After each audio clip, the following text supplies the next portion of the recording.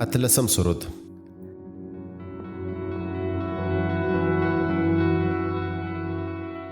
د فرا پراخه دشته له کرغوي بیګا شپه د 14 و سپوږمۍ سپینه، اوس سهار دی خو لا لمر ختلی نه دی. د لویدیځ خواته وړې ټیټې غونډۍ دي، د غونډیو تر شا لرې په افق کې د اسمان خواته نرۍ دوړه ښکارېږي.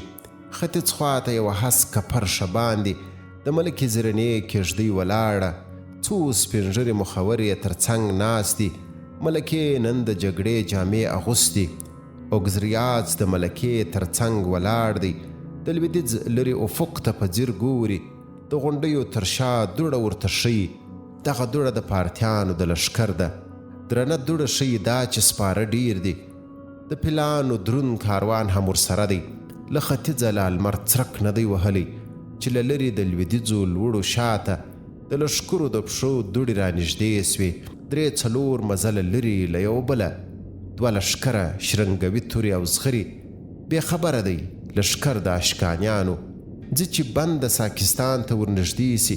د فرا او بست تر منځه هلته لري د پیلانو په زور مات د هرمند بند کړي. خو خبر نه چې ساکانو لار نیولې له زرنګه تر فرا پورې راغلي. اشکاني لښکر مغرور دی، کبرجن دی، د فیلانو لوی لښکر باندې نازیږي. هر یو فیل یې لکه غر داسې روان دی. زغروال سرتیري 2 کتاره درومي، د پیلانو کاروان ساتي له یرغله. اشکاني لښکر روان دی 4 برخې، لومړی کرښه زغروال غشي ویشتونکي، ورپسې د ګڼ سپاره چټک سرتیري، منځ کې 100 پیلان روان دي لکه غرونه، 4م کتار کې ګڼ پلي روان دي. د سپرو لومړی کتار کې هسک بیرغ دی، د بیرغ تر څنګ یو چتر د بخملو، تر دې چتر لاندې ناست پر یو تور آس اردوان پاچا روان په ډیر غرور دی. دخوا مشر د ساکانو اوګزریاز دی، د تیش خلو د ټبر هغه ستر مشر چې ساکانو کې هوښیار هم زړور دی. د ملکې زرینې زړګۍ درزیږي، اندېښنې د زړه ورو ورو لا ډیریږي چې د کک پرېکړه به څه وي څه به وکړي. زما مینه به یې زړه کې وي پرېوتې، زما لیدو ته به یې زړه کې تلوسه وي. د خپل قوم او خپل هیواد په ننګ به راسي، د زرینې د ورتلو خاطر به وکړي. ما خو ډیر په ډاډ ساکان جنگ ته راویستي، د سالار کک پر وفا مې شرط تړلی. خدایه ما مې خپل ولس ته کمه مه کړې.